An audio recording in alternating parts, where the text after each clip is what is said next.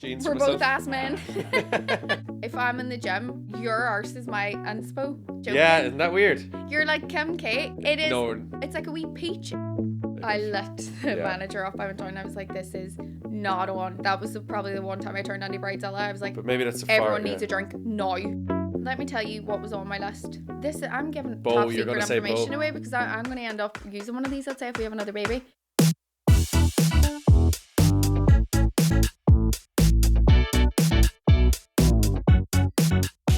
Hello everyone. You might notice that we're in the same outfits as we were this time last week, but it's because What time's we're practice? doing a double.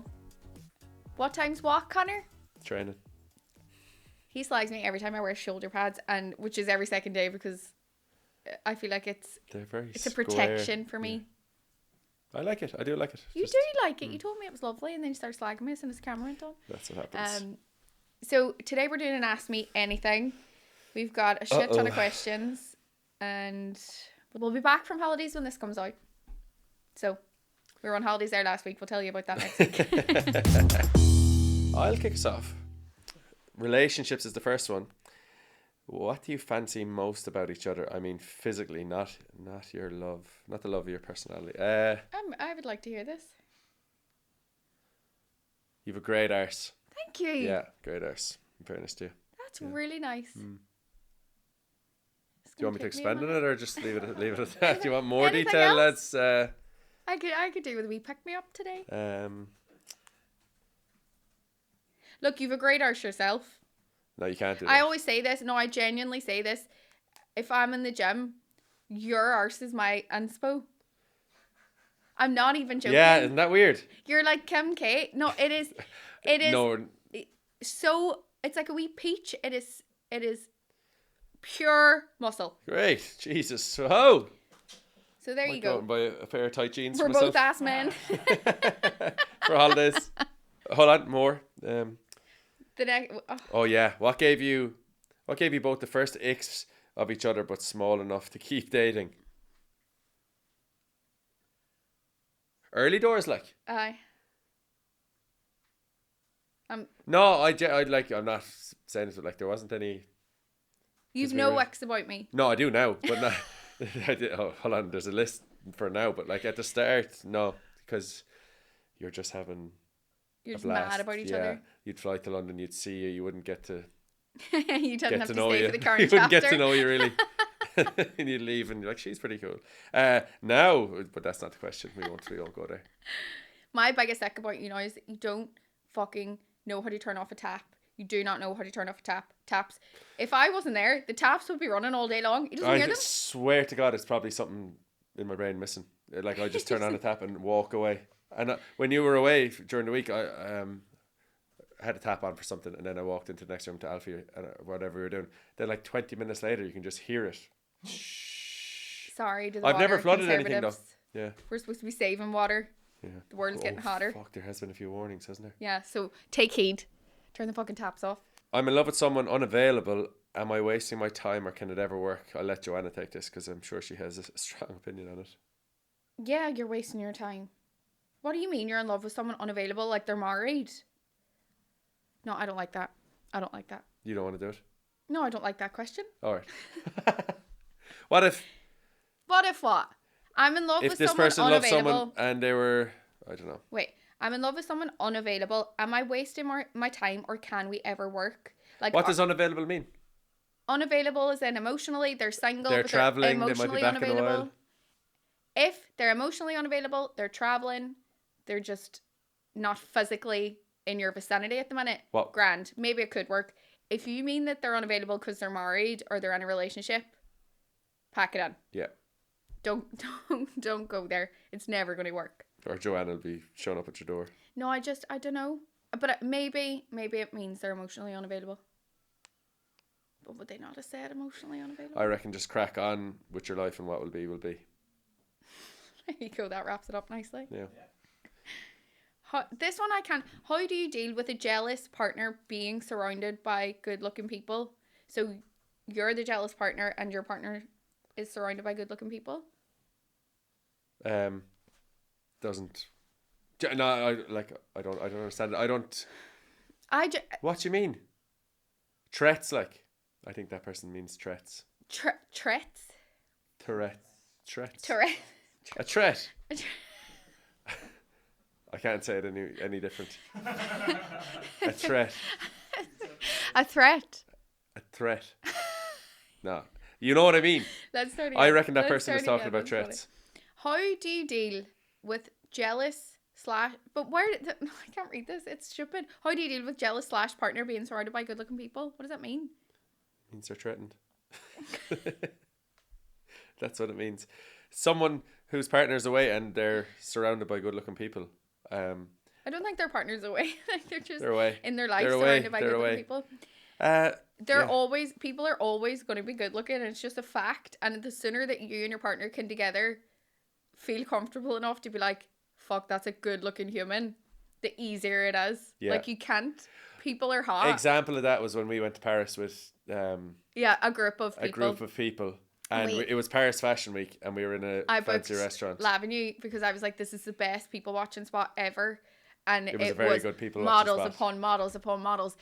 But male and female, but mostly female. Yeah. And we were like, oh my fucking God, look at her. All the lads were sitting with, like, the lads were by the wall. You know, usually traditionally you let the women look at the room, all the lads are at the wall watching. And then there was loads of models, but then this fella came in just wearing a baseball cap, good looking fella, and the girls were like, oh my God. And we were like, hold on now, this is one-way traffic here. We're doing the judging. And then we were like, who's your man? But and he was only sitting like 2 tables down. If we see, say we're on though. holidays or wherever we are, if we see someone gorgeous, it doesn't take a wrinkle out of both of us to be like, oh my God, stunning. So I think the more comfortable you can get with that and realize that looks aren't everything, and if your partner, it shouldn't matter. They should be able to say, well, they're good looking, but I'm not interested because I'm with you. Yeah, I think it's very mature way of looking at it.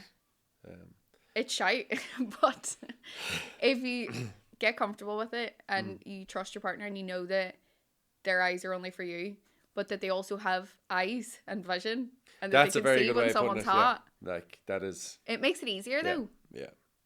So that's what I would say. Where are we now? We're parenting? Yeah. Parenting, Joe. How did we decide on Alfie's name? Very late. It was so last minute. I don't even... He wasn't even on the list. I'm actually going to look up my list. He wasn't on the list for... It's so hard to... Yeah. Let me tell you what was on my list. I'd say the last 2 weeks he can't... Alfie is not on the list of the names. No. So boys' names, we have... I'm giving Bo, top secret information away because I'm going to end up using one of these, I'd say, if we have another baby. Bo's his middle name. Yeah. So I've got Marley, Blake. I've got Blake twice, so I must have really liked that one. I've got Leo. You campaigned for a few wild ones. I loved Leo. I've got Harley, but my brother's dog is called Harley, so we couldn't do that. I love the name Harley for a boy. Shay. I love Shay for a boy or a girl. I think that's beautiful. Yeah, I didn't like Shay. Alfie. See, because yeah. No, because when you know someone with the name and we had a lot of that. Associate it with it. Because you know so many men from rugby, and I'd suggest a name, and he'd be like, can't have that. Yeah. And then we were in the hospital, and one of us, I don't know where it Were came we from. in the hospital it came up? It was definitely really late. And we then were like, then lovely what Alfie was about born, and you're like, he looks like an Alfie. But you know when he was like 1-2 weeks old, I kept calling him Archie. I'm like, his name is not Archie. I named him Alfie. You call him Archie sometimes? Do you? People call Archie and Joanne. Jeez. People we know mistakenly be like Archie, and then they're like, why the fuck am I saying Archie? It's mad. Yeah. And nowadays it's like he's getting mistaken for a girl all the time. I know. It's because of his blonde hair. Because of his hair. So funny, yeah. They're like, she's lovely. Yeah. And I kind of dress him in anything. I don't go for like mainly boy clothes. I just like, he's so young. It's so cute to dress him in colours and whatever. So they're like, oh, she's lovely. Yeah, I'm like, and you just don't bother. Leave it off. You don't bother correcting them. But it couldn't be anything other than Alfie now. But there's a few names for you. We'll give you a few girl names too while we're here. Do, flick away. So I have Blair. I have Fira. I love Fira, but I don't even think it's a name. Like Fira with a fada in there somewhere. What does Fira mean? Lila, Delilah, and Layla. Delilah, no. You liked Delilah I did not like Delilah. Well, she's on my list. It's too Sylvie. flowery. How gorgeous is Sylvie? Yeah, Daisy, Sylvie's nice. I love the name Daisy. I always wanted to be called Daisy. Bella. You actually Belle, would be a bit of a Daisy. Yeah. Devon. And No, Dev Toner. Can't have that. see what I mean? As a but girl. It's Devon with an I. Imagine a big tall girl called Devon. Well, I think I have a gorgeous list, but I have one more that if we have a girl next, Dev. I'm using, and I'm not telling you that. Okay. Why are people so funny about their baby names? Like, I'm not telling you. Yeah. Sorry, I got carried away there, but I feel like that'll be good. Someone says, Joanna, I need your exercise plan. New mama here. Talk us through it. I love Pilates so much. I wouldn't be the most consistent person at anything, so I'm not the most consistent. Genuinely, I never share proper exercise plans because I'm just small from birth. I've just been a small person. And I think if I met you in real life, you'd probably be more shocked that I'm a petite being, because anytime I meet people, they think I'm going to be taller. Yeah. So I think it's easier when you're born petite. So I'm not going to promote. But Pilates is great. Weightlifting is always great. But yeah. The reason I'm being cautious is because if I say I do Pilates all the time, do weights all the time, do this, you're going to be called like, out. Shut the fuck up. But you do. You get you and little, like. I get bursts of like really you're a small sticking to person it. and you're genetically. Yeah. Lucky, and you go on your little burst of Pilates for 2-3 weeks, then you'll forget about it, and then kind of the way you do most things. But I actually haven't, and then the way my brain works, I haven't went to Pilates, and I'd say 6 weeks now, and I can't go back. And now you get a fear about like, going into the room. Yeah. It's downstairs, like in the. I know in the building we live in, but go this evening now. Right. When we're back before holidays. I know if I have something 2-day program. If I have something coming up, I'll go hell for leather. Yeah, she go hell for leather, and she start juicing and to everything. To be fair, if you're juicing asking like my exercise plan because you see me in a bikini, it's because I've probably just that whole week. It's the angle. It's the specific 2 weeks worth of Pilates twice a day. Yeah, you're a spoofer. I'm a spoofer, is what you're trying to say. New mama, though, what you're saying. Do you know what would be great for you? Go easy on yourself. Take it really slowly, but mat Pilates is incredible for like rebuilding your core after you have a baby. You did do that, in fairness. Yeah, Pilates by Brioni is a really good one. And you can do it from home. You can do it while they're sleeping. I would start there. Nice. What else? How's Alfie sleep? Alfie's sleep is regressed. It's regressed. He was an amazing sleeper. He was like 7 till 7, and now it's not too bad, but he's like half 5, 6 now, which is a big difference. And when he's up, he's like, there's no hope of getting him back to bed. Like he's dragging you out of bed. Yeah. Get up. Handy. And then. So it's regressed, but is that a leap? What is he? He's 22 months. I think it's his age, but also I think it's so bright in the mornings now that he's just like, if he's up, he's up. There's no convincing him that it's still bedtime. I know. It's when you see the 5 on the clock, you're like, oh my god. So it's not great at the minute. She has a 17-month-old. Well, we have been very lucky. A 17-month-old who's nocturnal. That's one thing. I'm sorry about that. Alfie doesn't wake in the night, which is amazing. But we got a sleep coach when he was 6 months, and it really helped. It was like gentle. The best money we spent. The best money you'll ever spend, I think. Gentle, no cry it out, none of that. It's like a 2-week program, and she's called Orla. I'll put the name somewhere. I'll share the name because she was really, really good. Mm-hmm. Really gentle, really slow. Took it at your pace, and she got him to sleep. Yeah, and because I was breastfeeding him, so he was waking up, and then I was so tired I was bringing him under the bed, and it was a vicious cycle of just he was just feeding all night, and then she fixed that. So I would say maybe get in touch with a sleep consultant. Yeah. Because there's nothing worse than not getting sleep. Mm-hmm. Is there anything about being a rugby wag that most people wouldn't think about? Yeah, probably the amount of time that you spend alone. The abandonment. Are they talking about the perks or the... I don't know. There's another... How did the rugby wag? I hate that fucking term. Well, it just means wives and girlfriends. Yeah. Lifestyle, work. Do you have events to go to? Are you all really close? No, we've no events. We just... you do. You go to the games and then go to the the post-match dinners and... Was there anything else? No, there was never like set events for us. Hold on now. In fairness to the Irish team, when like at the World Cup in France in 23, weren't she... We had the best time. Did she fly over and back, and then you looked after they had buses for you, like everything was over. like it was really, you were well treated, like. Yeah, so that was peak. Yeah, that was just so much fun. we all went over because it was every That's week. why you cried after the quarterfinal, because you just didn't want to go home. When You wanted I tell another you, weekend in Paris. I bawled because it was a later game. We all went for lunch. We flew over that morning, I think. Yeah. We all went for lunch and there was a lot of champagne drank. A lot of crack was had. Then we went to the game. And we really just thought you should have won. You should have won that game. Yeah, I know. Thank you. So we all thought you were going to win. And when you didn't, and we were also steaming. I think it was the end of the party for you. It was the end of the party. It was the end of the whole thing. Bawled crying. And then, do you know whenever you get a good crying, you can't stop? Yeah, well. Couldn't stop. It was hilarious to look back on. But things like that, so much fun. You all kind of get together. And I made best friends. You've great friends from it, don't you? Yeah. But you do. Sorry, you do spend a lot of time alone. Spend a lot of time alone. Yeah. So you would have been away from January to March. Yeah, and then all week November. Off in between. All in November. And then summer tours, probably 4 weeks.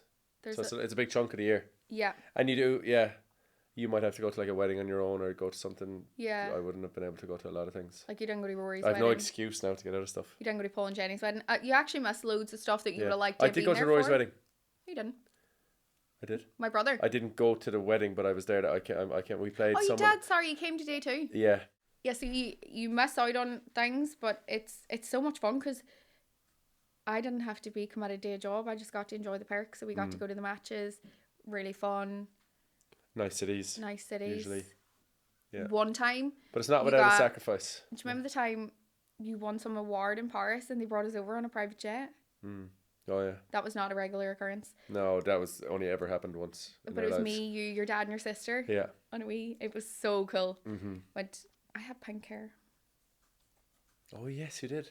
Kerastase. I was doing a Kerastase job. Yeah. No, it wasn't. It was Schwarzkopf. Schwarzkopf, sorry. Yeah, we flew from Cork. Pink. Yeah, it was nice. What award? Midi Olympique Player of the Year, which is it's like a French magazine over there. Midi Olympique.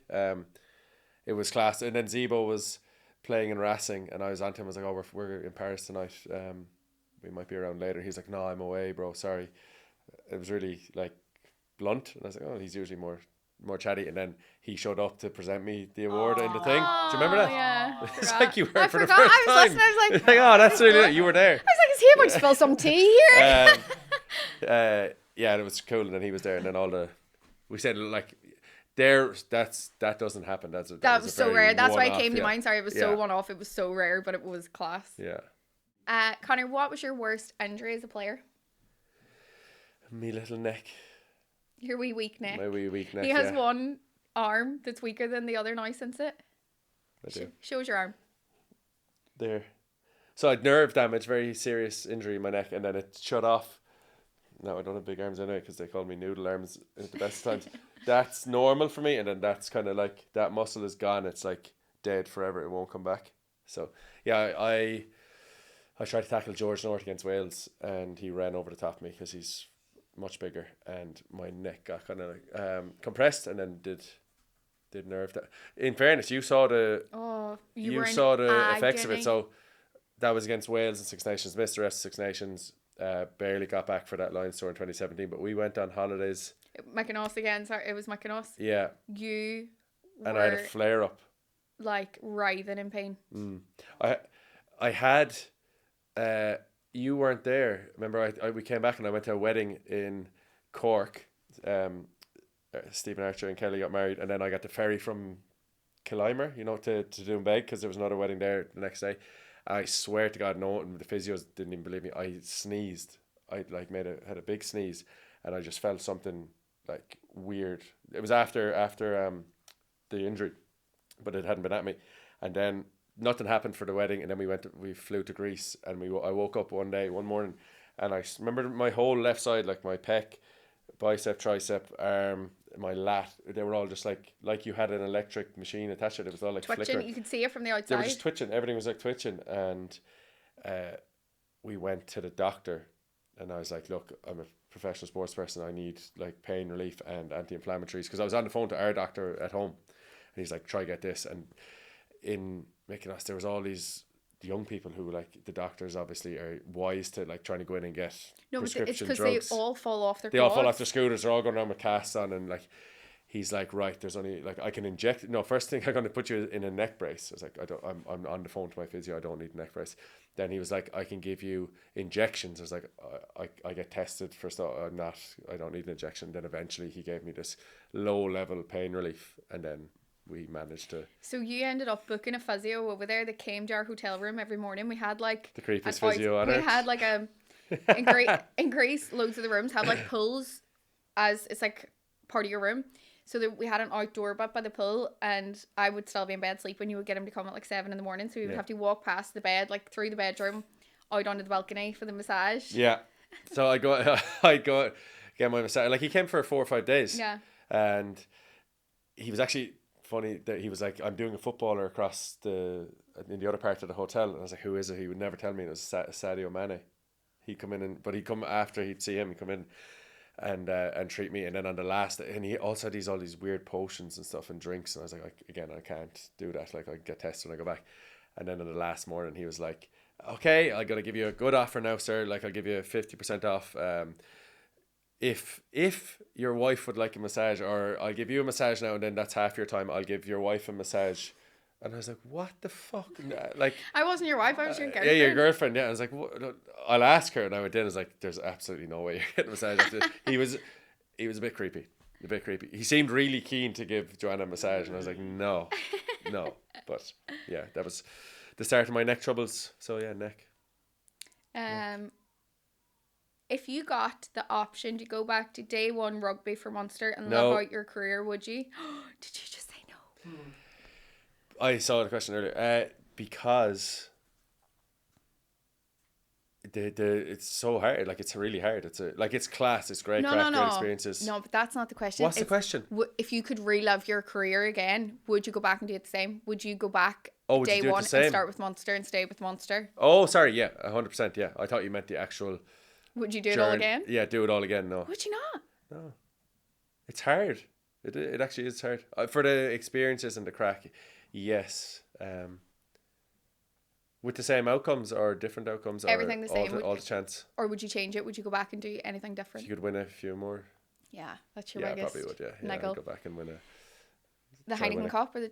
Yeah, the European Cup. Yeah, I'd do that, and if I could, and get past the World Cup quarterfinal. And maybe stay as Lions captain for a wee bit longer. Ruthless in here. It's ruthless in here. Don't like this line of questioning. Oh, what a time that was. If I could go back to the start of your career, I wouldn't would stay you at do? Munster. I would have went to France. Do you remember that? We were on a flight to Barcelona. We were like together like Yeah. no time at all. And that's when you were deciding, you got your best offer from Ireland. It was like you could have went anywhere. Mm-hmm. And you were like, no, I love Munster, I love Ireland, I'm staying. Thank you. I would go back and be like, fucking go to Paris. And now come live there. No, then you wouldn't have had all the other experiences with Ireland and stuff. Yeah, fair, but Yeah. I know, that was 2018. yeah. Yeah, when we could have, the head was nearly turned, but very loyal. Very loyal. You are. Marriage. What's the biggest compromise you've had to make since getting married? Probably our living situations. Like, I had to live in fully agree. Limerick, and you are now moving to Derry, so we're compromising a lot on. I don't think we ever really saw ourselves living in Derry. No, it just happened. It just happened. It You just have a happened for baby. family around where you're happiest. Yeah. I know we've talked about it before, but like when you get older, seeing your friends every day, you don't do that. No. Like, and if you do see your friends, it's organized for most. Is this the same for everyone? I presume it is. It's organized, so it's like in advance. You can move, like, we're only up the road. We're building our forever home up there. I think that's the nicest part of it. Ladder. Yeah, I think our biggest compromise is definitely our living situations. Yeah. Because it'd be easy if we were both from the same place and I could work it out. But no. But people probably think this, that you're from Derry and you were like, I think I was the. You were the driver I for was Derry. the driver for the Derry idea. Yeah, I think it just makes most sense. And if it'll be perfect, but like all decisions are Only temporary. They're reversible. all reversible. Thoughts on kids at weddings? So many people make such a big deal their kids are not invited. Yeah. I don't think kids belong at weddings. Same here. Because we did this for our wedding, and then we've had friends that have gotten married since. If there's kids there, the parents who are obviously your friends are more often than not minding the kids and like about them. It's you want them to be there and free and have a good time and a party, which is what we said for us. You want your friends present. You don't want your friends on mum and dad mode. You do. Like that's it. And like weddings, friends are together for like you don't see each other all the time, so like get a babysitter. Fork out for the babysitter. Obviously, at our wedding we had my nieces and nephews because I really wanted them to be there. It was never a question. I wanted them to be part of the day, but only Theo and Arla were tiny, and the rest were like able to mind themselves. Was there 8 at the time, 9 at the time? Mm-hmm. But I think it's different when it's family. I always wanted them there, but when it comes to your friends' kids, I just no. Yeah. If my best friend had just had a baby, bring the baby, no question, because that's not a kid. Absolutely bring the baby. There's an age. I don't know what the age is. You're in a different stage of life. You need to be with your child. I would never. I mean, like kids that are running about changes the whole vibe. Yeah, I agree. Most people do agree. I'd say this person is getting married, and so many people make such a big deal their kids aren't invited. They probably don't want to pay for childcare or don't have childcare, or it's just easier for them, which is fair. But but it's also day. It's your day. It's your One day. day Would you weekend. want your friends there? Yeah. Each to their own. But we sit on the side of leave kids away unless they're your immediate family. Blah blah. It's your day as well. But yeah. Any regrets on wedding abroad? Was it more spenny? Love the pod, guys. No regrets. No regrets. It was the best decision I think we've ever made. It wasn't. You're like a wedding's always going to be expensive, but it was similar to we knew what we were going to spend anyways. And the fact we had it abroad meant in Ireland you'd have 3 days pretty much, wouldn't you? You wouldn't be there for a week, whereas we were in Portugal for the week. We had friends coming out from like the Monday. Every day there was someone new, and by the end of the week we were absolutely wrecked. By the time the wedding came around, you're like, oh my god, incredible! Like, but it was great fun. So much fun. I would tell anyone, if you can, do it abroad, because the level of commitment you get from the guests that come, because they're like, I've booked off. This is a holiday for me too, and they bring such a fun vibe. Because like on a day 2 in Ireland, people could be like, actually, I didn't take Monday off. I'll just show my face for an hour and then go. Whereas our day 2, everyone was there like. Because they were there. When's the band starting? Yeah. And I think if you're planning, have a budget and stick to that. Whether it's Ireland or abroad, you'll know what you can do. And we got a wedding planner. We had a wedding planner, but which was essential because neither of us are great at making decisions. I think I'm decisive. I think you are the indecisive one in this. Yeah. All right then. I was the one that was making all the wedding decisions, so I couldn't make because it would always come down to the bride. The bride does make all the decisions. So wedding planner. Yeah. That's the other question, was how did you find planning your wedding? You need like our planner lives in Portugal, and you need to know the lay of the land, because our place towards the end they try and slip in a few extra charges, and she was like, you don't do it, like. Oh my god, we had a nightmare with our venue. What did they do? They just didn't have enough staff on. We warned them before. We were like, it's going to be a party. There's a lot of, especially like rugby lads, there's going to be a lot of drinks, and we need them, like, everyone needs to be served, because there's nothing worse than being at a wedding and you're waiting on a drink or whatever. We wanted to make sure everyone was like looked after at all times. Yeah. And that was our main got married in like a garden, and then went down to a beach club for the night time. Because at 11, it was outside the hotel, so 11 o'clock you had to stop the garden, go down to the. And when we got there, the staff were just overwhelmed. There wasn't enough staff. We stayed behind. We had to do photos or something by the dance floor, so everyone went down the steps. Probably a 5-minute walk to the beach club, and we went down, and they had the big part of the bar was open. No one at it. Everyone was at this little hut on the side of the bar. One single queue. Collecting tickets for a drink. Tokens for a drink. The bar was like, our main thing was like bar. Open the bar, like drink. And we were like, and all the rugby lads were like, fuck's sake, what's going on? This is messing, but like, this is a disgrace. But at the same time, I was like, this has to stop. And the manager, we were like, we've paid, because especially when you paid for the party, you're like, this can't happen. So our wedding planner, in fairness, Rebecca got behind the bar and started serving drinks. So did Joanna. So did Alan, our friend. Everyone. Like it was sorted, but like it would nearly. You still hear about it to this day. I lit the manager up. I went down and I was like, this is not on. Like, I did. That was probably the one time I turned Andy Bridezilla. I was like, but maybe that's everyone needs a drink now. Yeah. Like, no tickets. Fuck the tickets. Serve them and we'll sort it later. Where did the tickets come from? Yeah. Because they were like, there's too many people. We need to do a system. Yeah. But the wedding planner was amazing. She was serving. Alan was serving. Today. Where can I get Joanne's Coops necklace? I'm not telling you. Could you call me Joanne? No, it's from a brand called Argent and Asher, and they handwrite it and make it free. It's really cute.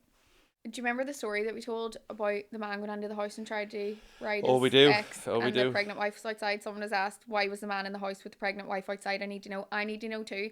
Yeah, I need to know whoever sent that in. Whoever it is. Can you give us an update? And did you ever tell the pregnant wife? I need to know that. I actually lost sleep over that. It's just despicable behaviour. It's terrible. Terrible. I like this. Go on. My question for you both is, what's the most effort you've put into avoiding a minor inconvenience? Today, for the third time, I've bought brand new makeup brushes because I genuinely can't be arse washing mine. But I genuinely can't bear doing it. I'm sure a lot of girls can relate. I can hard relate. I've done that so many times. Washing makeup brushes is such a chore. You do it in the bath, don't you? I've got a bit of a system now. Put them all in and use baby soap, and it's quick enough. But I do. What's baby soap? Alfie's shampoo, nice and soft on the brushes. It has that's funny. I would nearly buy a new car. Honestly, I do anything to avoid a minor inconvenience. You do, yeah. If I have no petrol, I'm like, I'd rather clean the car or get the car serviced or like fix something, whereas you just be like, get me a new one. Yeah. And that's the way. The world doesn't work like that. It doesn't work that way, no. But it's that feeling of, oh, I can't be arsed to deal with this. Yeah, your car. Leave me alone. Did Conor actually get any say in the house? No. He didn't. I did. I have a private chat with the designer and the builder, and there's a few changes. He got a say on the budget. I did. I'm not getting into it. I did. Got plenty of say. We're changing the floor colour now this week, aren't we? Yeah. So decisions. I put up a post on the floors that we picked, and when I was looking at them, I started having floor regret. So I think we are changing the colour of the floors now. That has to happen tomorrow. We're going to look. I think we're lightening the floors, keeping it dark upstairs. Keep the dark upstairs, light floors downstairs because dark cabinets. But so many of you had an opinion on this. Like, I had hundreds of responses, but it was funny because half of them were like, you see everything on a dark floor, and the other half were like, the dark floor is so much more forgiving. Yeah. So I don't know which is true. Go in between. We'll go for a nice in between shade, I think. What's been the biggest disaster or unexpected cost so far? We haven't had any disasters, but I'd say building the garage has probably been. Stones cost a lot. Stone in general. Stones or bricks? What do you call? Well, a brick is a stone. Well, yeah, but like, you're talking about paving or? I'm talking about like. What's going on? What's happening? I'm talking about first like the kitchen stonework. Oh, stonework, yeah. Stones. We still haven't got the bill for the kitchen, but yeah, I'd say the kitchen will be the countertops and all that are surprisingly expensive. The garage. The stones on front of the garage.